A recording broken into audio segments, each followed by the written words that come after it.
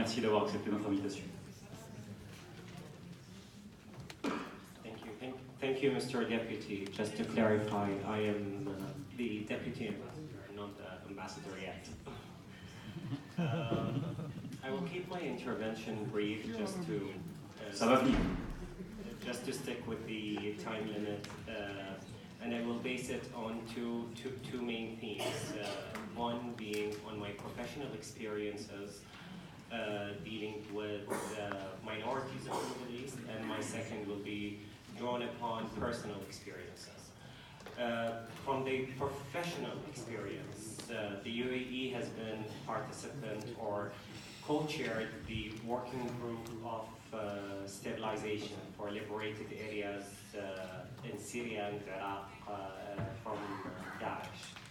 And we worked during that, and I was following that file, the Syria file and the Daesh area file for almost 4 years. So I was exposed to a lot of information and a lot of negotiations, whether in Geneva, Vienna, or elsewhere.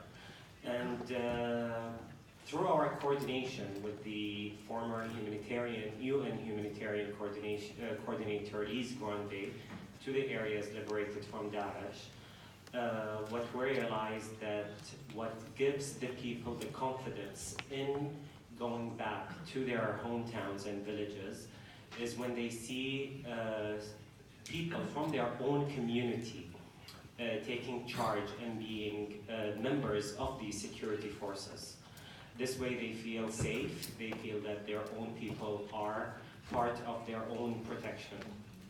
The second factor that we realized helped the displaced and refugees of minorities or any other groups to go back to their hometowns was the fact that when they saw that their religious monuments, education spaces, religious services are being restored. And this is when the idea came to mind to develop this fund along with France, the ELF Fund, to safeguard heritage areas in conflict zones.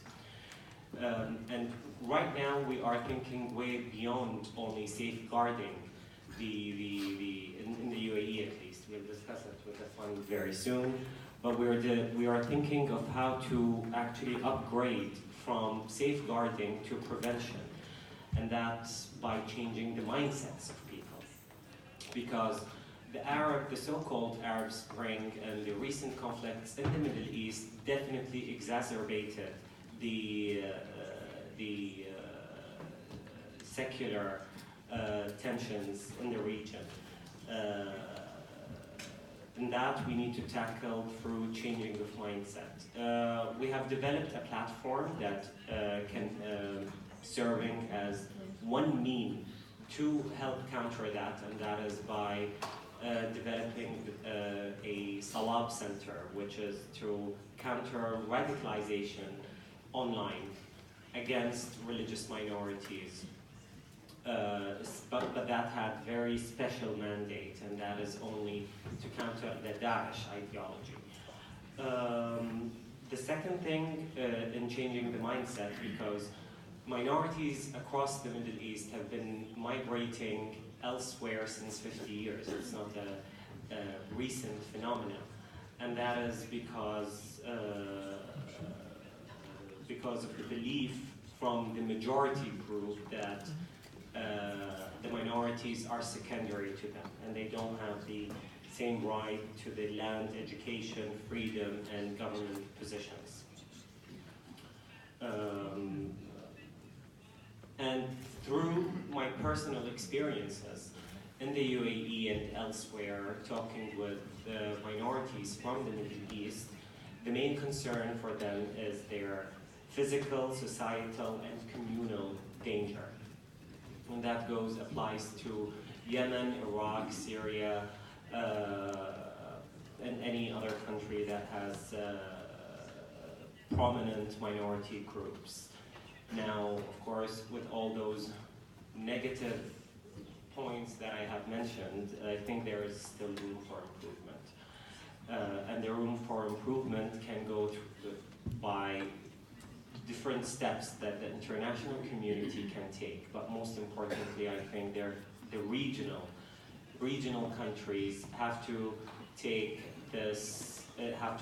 some lead on it as well, along with the international community. And that is by, for example, having a sustained space for interfaith dialogue and on regular basis. And I would highlight here a sustained and not a one-off kind of dialogue and declaration that is signed. There has to be a domestic and regional support, not only international support. And this is, we take ownership. The Arabs have to take ownership of this issue. Developing a code of conduct for the protection of minorities. And I don't think here that there is one formula that would fit all Arab countries, because each Arab country has its different context, different challenges, and this has to be addressed differently. And I would say, most importantly as well, through education and review of history books. And as my colleague earlier said, that there has to be a realization and stressing on that there is history in the Middle East, a prominent history, a beautiful history before Islam.